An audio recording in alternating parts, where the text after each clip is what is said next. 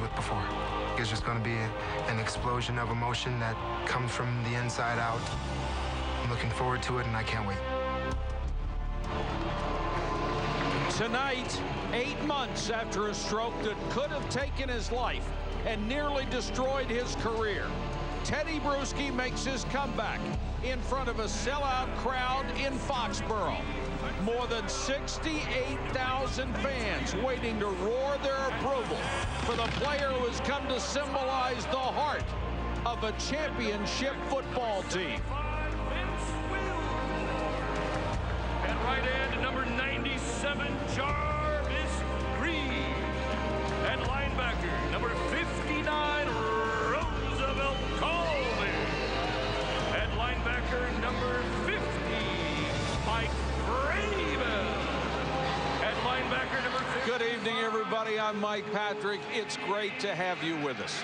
Can you imagine the emotions that must be swirling through the mind of Teddy Bruschi right now? Joy, hope, fear, probably all of those and a lot more. I do know one thing, Susie Colbert's down on the field, and Susie, the emotion is almost overwhelming. Mike, as one of Teddy Bruschi's doctors said, the way he's battled back is amazing, and just by stepping on the field tonight, it's an inspiration to stroke patients. Consider that 8 months ago, his left side was numb. He could barely walk, and while he was sure he could come back from that, he wasn't so sure about his sight. He was partially blind. He couldn't see anything to his left, but he started rehabbing, and the balance came back, and then the sight came back, and then he knew he could play again. In March, he had surgery to seal a small hole in his heart, the likely passage for the blood clot that had reached his brain. In September, he insisted a comeback would wait till next year, but the constant repetition of doctors telling him he was okay accelerated his mindset. Still, he and his wife Heidi wanted to be sure. They saw 10 doctors, maybe more, searching for someone to tell them this isn't possible. Finally, they were convinced. The only difference between this year and next is Teddy would be a year older, 33. Easing the process is that Teddy and Heidi remained on the same page. He explained how her background as a champion athlete at the University of Arizona means she understands his mindset, his desire, the essence of why he's coming back. The father of 3 young boys, even his 4-year-old said, "Dad, the team needs you." Bruschi equates the excitement he feels tonight to playing in the Super Bowl. He'll have to work to calm himself down, insisting, "If I'm too hyped up, I'll be spent before the first series." Thank you, Susie. What a remarkable beginning to what we all hope will even be a better comeback story. The Patriots and the Bills coming up.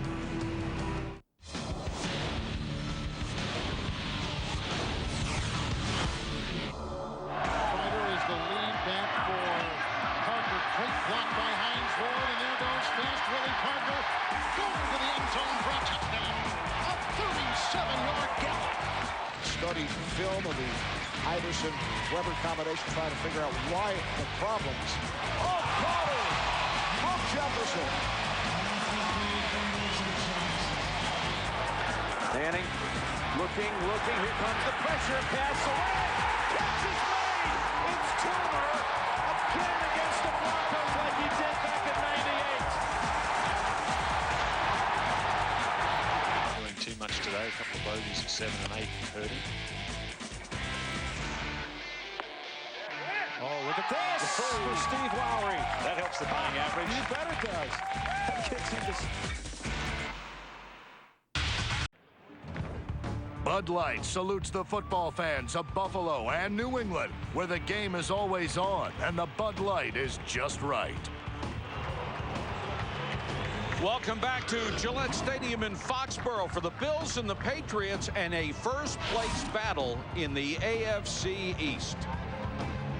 The defending champions have gone through a brutal early season schedule and a string of injuries to stand at 3-3. That number is a disappointment in these parts, But the fans are a lot happier tonight, Joe, because they get back the heart and soul of this defense, Teddy Bruschi. You're absolutely right, Mike. Teddy Bruschi has come home to play football, and the electricity and the energy and the excitement in this stadium has been matched by what we've heard about in the locker room and on the practice field. All the players talked about was how great it was to have Teddy back, but they also realized that he just can't wave a magic wand and solve the problems of the bombs that the defense has been giving up.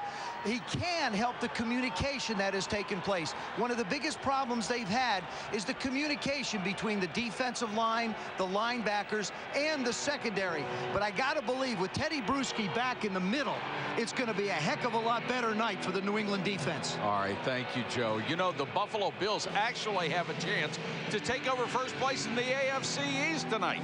But to do that, Paul, the whole team's going to have to improve, and that includes Willis McGahee. Well, with the ineffectiveness of the Bills passing game, this offense falls on the shoulder of Willis McGahee, one of the top 5 running backs in the National Football League. Problem is, Willis McGahee on the road is only averaging 56 yards rushing per game. And that's not very good. And a week ago, before the Oakland game, he proclaimed himself as the #1 running back in the National Football League. And then they proceeded to hold him to 50 yards. The good news is that the Buffalo Bills win this game tonight. They're at the top of their division, a division they have not won since 1995. Paul, thank you very much. ESPN presents Visa SkyCam, innovative technology that gives you a unique angle no other single camera in the world can achieve. And we're proud to bring it to you every Sunday night. First place on the line, the Bills and the Pats, the kickoff when we come back.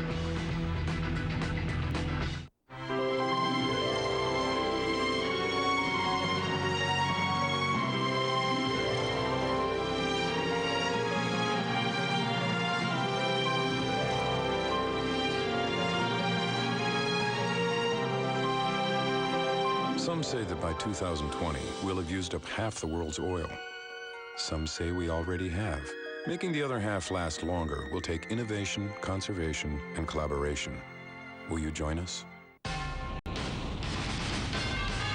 ESPN welcomes you to the following presentation of the National Football League.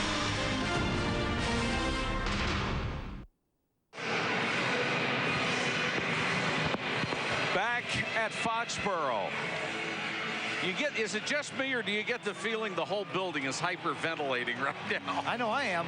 It's so great to see an individual overcome such odds and have a chance to do his first game back. You know, the nice part about it is he goes out on defense right away, and then all the butterflies are gone. You know, once the ball's kicked off and the first time you hit, it's all over with. It's like the Super Bowl. Tell you what, I bet those butterflies are flying in formation right now. McGee and Reed are deep. McGee, the #1 kick returner in the NFL, and he'll bring it out of the end zone.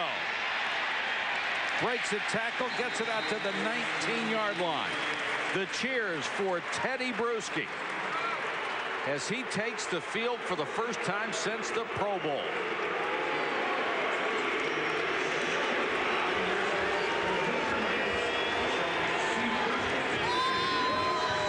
Kelly Holcomb will run the Buffalo offense as they start from the 19-yard line. It's an offense that has struggled all year. 30th overall, tied for 26th scoring, only 16 points a game. And this is what they hope to do all night. Give the ball to McGahee. The Bills' offensive line has struggled. The injury to Mike Williams hasn't helped. The big right tackle has a bad ankle. Eric Moulds, now in his 10th year, is still a deep threat, but they haven't had time to throw it deep. He's averaging just 8.5 yards a catch. Kelly Holcomb has been very efficient since taking over for J.P. Losman at quarterback, completing over 70% of his passes. Holcomb under pressure. Had good protection initially, then it broke down. Willie McGinnis with the tackle, but there's a flag in the secondary. And it's against the New England Patriots. I'll tell you, Holcomb had time to throw that ball, Joe. He can't sit there and just take a whack. He's got to get it out. He said to us last night, I've got to get it out faster. Holding. Defense number 59. A 5-yard penalty and a first down. Veteran linebacker Roosevelt Colvin called for holding downfield. It's an automatic first at the 27-yard line.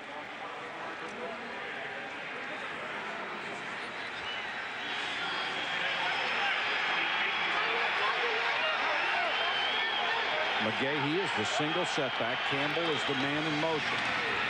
And Willis McGahee trapped at the line of scrimmage, grabbed first by McGinnis. And Bruschi also in on the stop. The New England defense, they've missed big plays from Richard Seymour. He's out for the 3rd straight game. Jarvis Green in his place instead.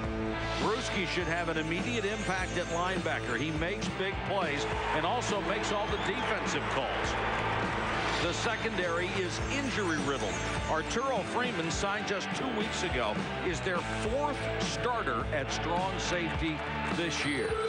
Roscoe Parrish, number 11, is in for Buffalo as an additional wide receiver. He's in the slot to the bottom of your screen. Reverse, Parrish. Hit in the backfield and then buried. Guess who hit him first? Bruschi. Oh, man. I mean, you can't write this script any better. You try to run a reverse. I don't care if he hasn't played since the Pro Bowl. Here's a guy you don't run a reverse against. Watch number 54, Teddy Bruschi. Look at him play this play. He doesn't make the tackle, but he slows him up.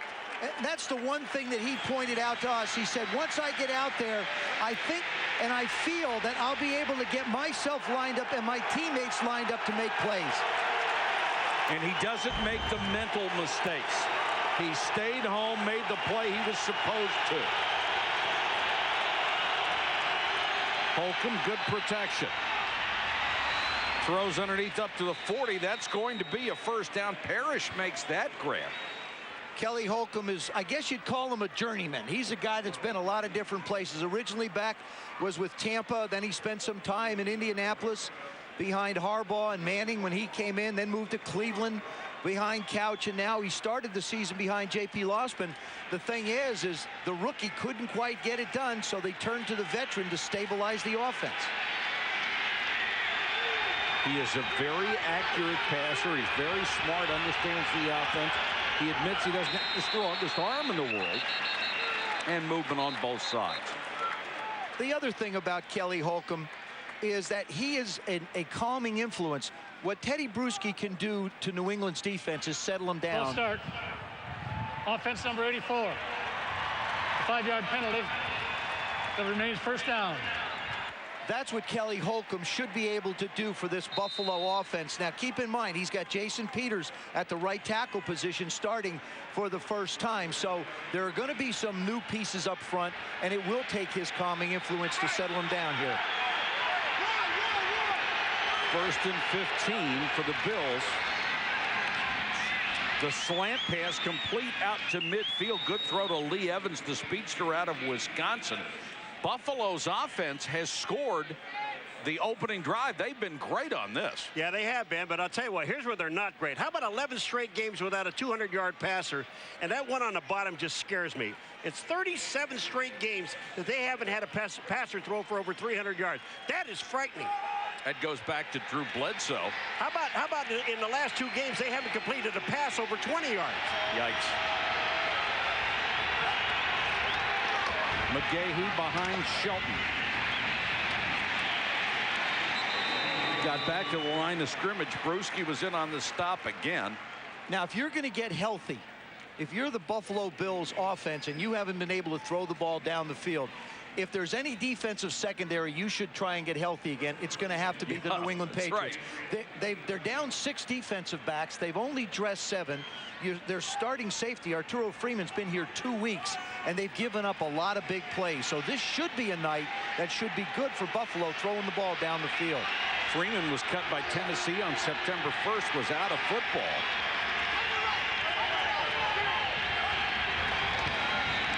McGahee lowers his shoulder, dives forward to the 46. Well, one of the things Teddy Bruschi can do is he can line these guys up. Like you said, I mean, he's a calming influence, and he knows the defense, and he calls them. He can't play their positions. He can tell him where to be, but he can't tell him and show him how to cover. You know, I just wonder how many plays. You've taken 8 months off. Can you play 65 plays? And if Buffalo can keep on driving the ball down the field with runs and smart passes, keep them on the field. McGahee again. 3. And it'll leave 3rd and a long 3. Wilfork, the nose tackle, and Mike Vrabel, the outside left linebacker, makes the stop. Vrabel, very, very good as a linebacker. He's felt all alone with Bruschi out of there. Well, just take a look at Willis McGahee. At home, he averages 122 yards per game, all right, rushing. Away, 56. He's away tonight. He's away. Sean Williams, number 20, makes his first appearance as a 3rd down back. 4 wide receivers. Pressure coming. The pass underneath. They'll whistle the play dead. The ball complete to Lee Evans, but after the whistle. Ron Winter is the official, our referee tonight. Going to go against New England. Delay a game. Defense performing an unnatural act, not common to the game, in an attempt to get the offense to false start. A 5-yard penalty that results in a 1st down. Performing a what? 50. I'll tell you, that sounded a little obscene to me. Boy, didn't it? An uncommon act. Bill says, what was you guys are on your own. No, go ahead, Joe. It's all yours. What was the uncommon act? Basically what it is you make movements towards the offensive lineman, a quick jerky movement towards the offensive lineman, trying to get him to jump off sides. And that's considered whatever Ron said it was.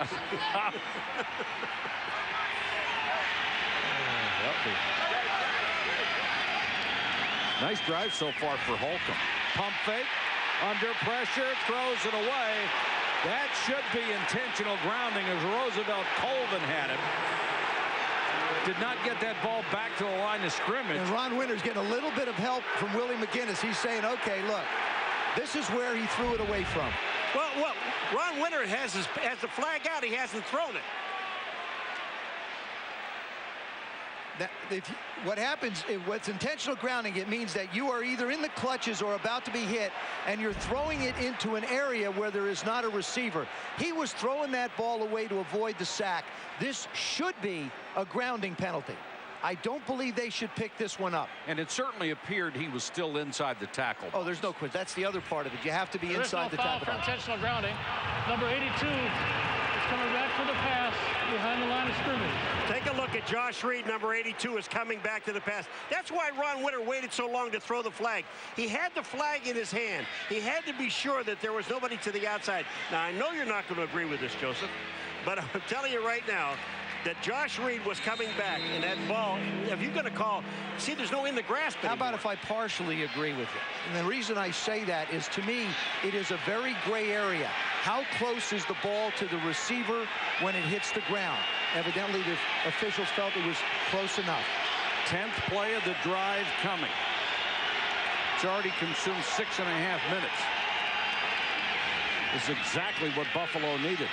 McGahee, who was criticized the last couple of weeks for dancing instead of hitting the hole, even if there wasn't a big opening there, doing a lot better job tonight. Well, the thing is, too, is you have to understand about the Buffalo Bills. They've been very good on their first drives. Matter of fact, they've been very good in the first half of football games. It's the second half where they've struggled. So to see Buffalo doing what they're doing in this game isn't a surprise to me. It's just a question of staying close enough so that you can keep Willis McGahee involved. Sam Aiken, 89, has come into the ball game. He's the 4th wide receiver on this play. Holcomb down the middle and too high for his tight end, Ryan Neufeld. Ryan Neufeld is running down the middle of the field, and he's not even looking back at the quarterback. This should have been a completion. Ryan Neufeld never even looked back at the quarterback. Number 82 is running down the middle of the field. Kelly Holcomb sees him. Look at him run down the field. He hadn't even turned his head. Now he turns his head, and the ball's already by him. Well, that's what happens when you get locked up with a defender. Sometimes you lose track of where you are. That was Josh Reed. Now Mormon will try to pooch it inside the 10. Gets a good bounce. And the ball dies between the 6 and the 7 yard line after a 28-yard punt and no return. 7:39 first quarter. The comeback game for Teddy Bruschi.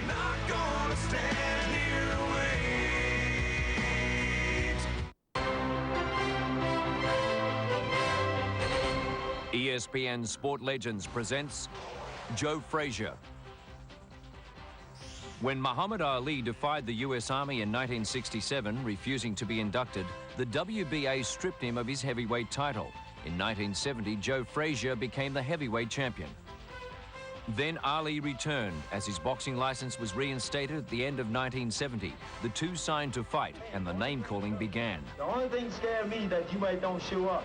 I'm glad you can sing and have a band for hire, because after this fight, you must retire. On March 8, 1971, in the fight of the century at Madison Square Garden, Joe Frazier landed a left hook in the 15th round that sent Muhammad Ali careening to the canvas. Muhammad Ali in real trouble. The unbeaten Frazier won a unanimous decision as he handed Ali the first defeat of his pro career.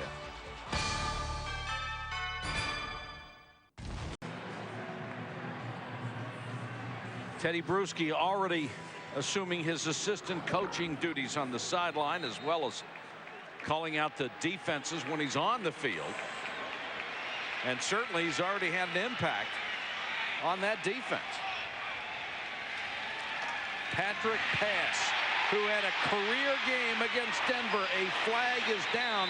Patrick had career highs in rushing and pass receiving in their loss at Denver. Boy, and this is the thing, talking to Bill Belichick, that's just bothered him in the running game. Negative plays and penalties. Holding. Offense number 88. Penalized half the distance to the goal. Repeat first down. Christian Fourier, the tight end. Bill Belichick, 3 Super Bowls in a 4-year span. The only head coach to do that in the history of the NFL. Just a remarkable record. And what he has done with the personnel people, Scott Pioli and Bob Kraft, and building this roster here is just remarkable. They have survived so many injuries. I was just saying, Mike, not just building the roster, but finding people like last year, for example, taking Troy Brown, a wide receiver. Absolutely. And putting him in as your nickel back. Now, Troy's been hurt a fair amount this year, so he hasn't had a chance to contribute that way. Andre Davis, number 18, comes on the field as a wide receiver, and Tom Brady to throw from his end zone. Gets great protection, goes underneath to Patrick Pass, and Pass showing you he is much more than just a blocker as he picks up 22 yards before Terrence McGee stops it. Yeah, but I don't care who you are. You can't, when you can stand back there. Lawyer Malloy, number 36, is blitzing on this play. On the outside on the left. You see him at the bottom of the screen? He's blitzing. They don't even get close to Brady. Look at, he steps up. He's got all the confidence in the world in his offensive line. He sees Patrick Pass and throws the pass. They pick up a first down. How easy was this? Too easy. First down at the 28. Pass again. Another flag is down, and if you're wondering why they are featuring Patrick Pass, it's because Corey Dillon has been nursing ankle and knee injuries. And Stephen Neal, the right guard. Offense number 61. A 10-yard penalty. Repeat first down. Neal, the right guard, did not play college football. He was a college wrestling champion. Well, he's wrestling with Sam Adams right now is what he's doing. Big Sam in the middle, 335 pounds, is giving him everything he needs. That's a second penalty they've had on a 1st and 10. Well, he never got in a headlock with somebody that big in the NCAA tournament. That's how you get your arms not even in the heavyweight division. No. Corey Dillon enters the ball game. New England has already had 4 penalties. Dillon is number 28. Brady, short set, goes out to Givens. And Givens is wrapped up and spun down by Terrence McGee. The Patriots are one of 2 teams in the league with a pair of rookies on the offensive line. Logan Mankins has been a starter from day 1. Super Bowl MVP Deion Branch keys a big-time passing game. He's in the NFL's top 10 with 37 catches. And Tom Brady's stature keeps growing. He is now 51-17 as a starter. That's 75% better than any other quarterback in the league.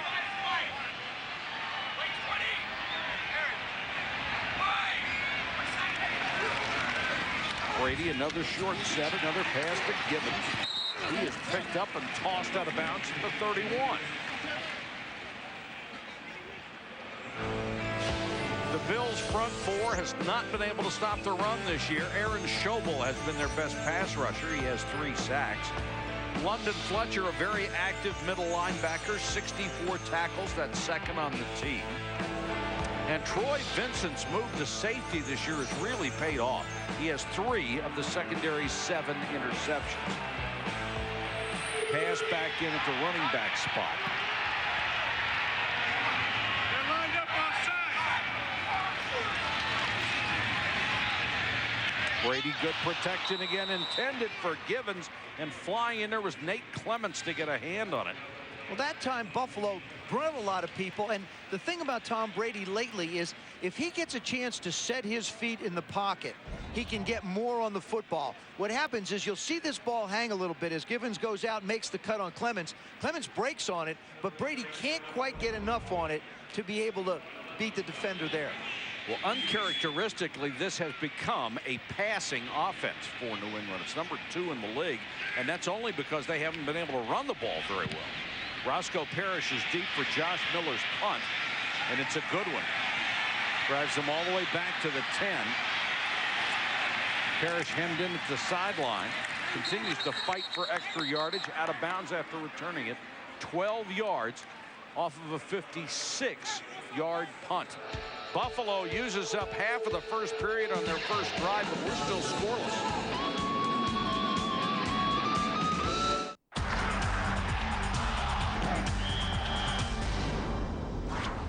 On each offensive play, the quarterback will hand the ball off for a running play or pass the ball.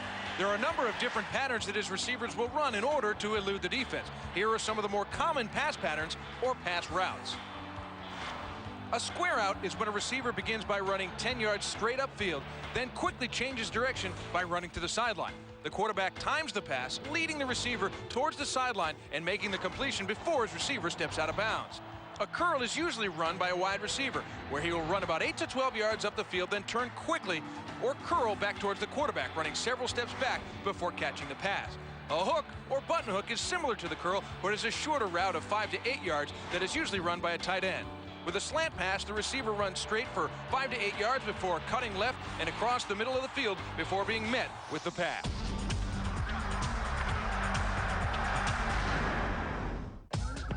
The X Games on ESPN. Athletes redefining their sport. Unbelievable!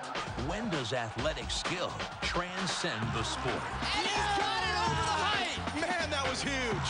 When does a trick become a miracle? Are you kidding me? Don't miss a special encore of X Games 11. Thursdays this October, only on ESPN. ESPN Sunday Night Football, brought to you by Dockers. Men, women, home, dressed to live.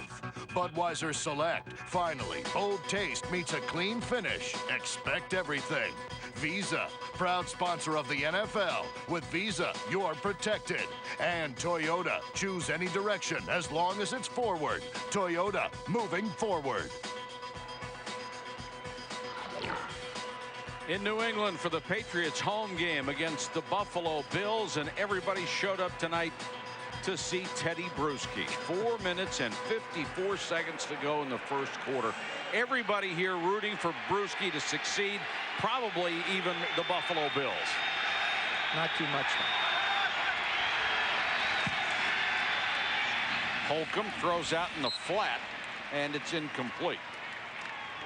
Starks over to cover Lee Evans, who has only 17 catches this year. And a guy with that kind of speed, that kind of talent at wide receiver. And there's a case. Now, that should be a completed pass. Asani Samuels was off. He had plenty of room. All he had to do was make a simple 10-yard throw, and they can't complete it. Now, all of a sudden, you're in 2nd down and 10, and it changes the play calling. McGahee is the single setback. Holcomb wants a screen. McGahee very patient with those blocks and got it out to the 35-yard line. Teddy Bruschi in the first series, you think he lost anything at all? I mean, here's a guy, watch the first play. He's up inside on McGahee. That's inside. Now look at him on the outside and Parrish on a reverse. You try to run that at him? I'm sorry. He reads, knows exactly where to go. Problem on that one tackle, though, he just couldn't make the tackle. He will. How about tonight? 8 hits, 4 tackles? That's not so bad.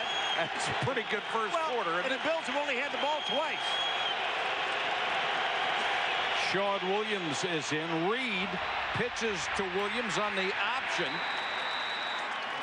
It was a very nice looking play, but it didn't get anything more than a yard. Well, this is a play that Joe used to run at Notre Dame. Where did this guy come from? Came from Newt Rockney. It's a single wing play. There it is, little underhanded off, then you shuffle pass, and it's an option. And you know something? This is what offenses do when they're struggling. I mean, to me, you want to get more out of this play. Mike Mularkey, you know, 12-11 as a head coach in Buffalo, and really trying to find his football team. They've gone through some tough times. They started with J.P. Lossman at the quarterback position, found out it wasn't working. They made the change when the team was 1-3, and now they've started to play a little bit more. Kelly Holcomb's 2-1 as a starter. And it's just, you've got to me, that kind of play's got to get more than 2 yards for you.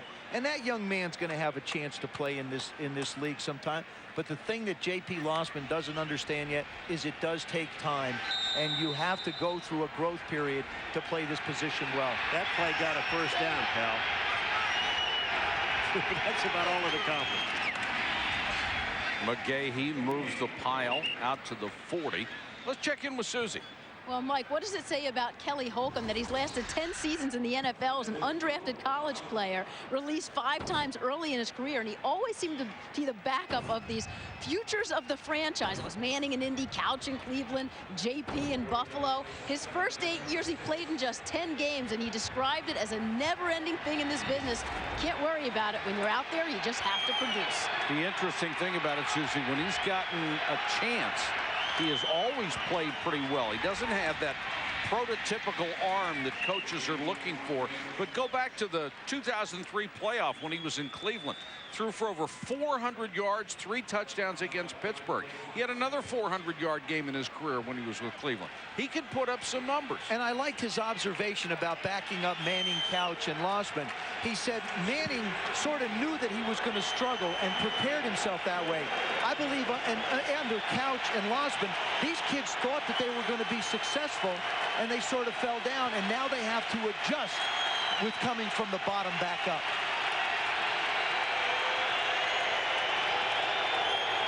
Third down, Holcomb from the shotgun. 4-man rush. Throws underneath Moulds, makes the catch and has a first down into New England's territory. We talked the other night to Kelly Holcomb, and he told us about his career as a primary backup. It was frustrating my first couple of years not getting to play much. I mean, when I was behind Peyton, I didn't get to play much, but these last couple of years was fortunate enough to go to Cleveland, get some good playing time there, and then moving on here, just getting out on the field and being with the guys. I mean, that's kind of what you play for, and that's what you look for, and to try to win games, and that's what we're trying to do right now. Holcomb, plenty of time, and there's the comeback to Moulds. Then he dives forward, trying to reach the first down sticks. Mike, watch Moulds coming off the line of scrimmage. When he gets Starks even, he puts his hand up, and then he's going to come back. Watch his hand go up as if I'm going deep. Now Starks looks back, and then Moulds comes back to the ball and picks up the first down. That's experience. And Dwayne Starks has been the marked man in that secondary. Denver lit him up a couple of weeks ago for a couple big plays, and Eric Moulds, I'm sure, has his sights on making him pay tonight.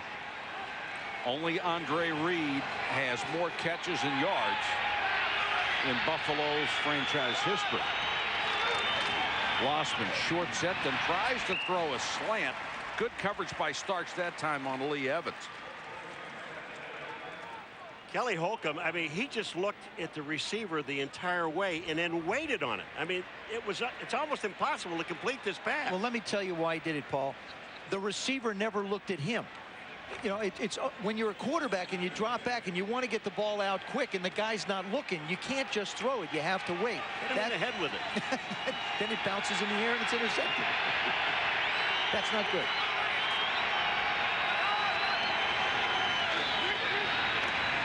Holcomb with time tries to hit Moles on another sideline pattern. Too wide and out of bounds, stopping the clock with 1:12 to go first quarter. Paul, didn't you say earlier that the Buffalo Bills had not thrown a pass over 20 yards, completed a pass over 20 yards in 2 games, in 2 games. Well, again, they're not challenging the deep pass against the New England Patriots. To me, you've got to, in every quarter, take 2 shots against every defense, but especially one that's been so vulnerable here. Didn't Malarkey tell us last night they were going to do that, and they haven't? Buffalo has had the ball for more than 11 minutes. They haven't scored. New England 2:45. Little floater out to the sideline to Roscoe Parrish. Parrish reversing his field. He's got a chance. Stumbled and taken down at the 20.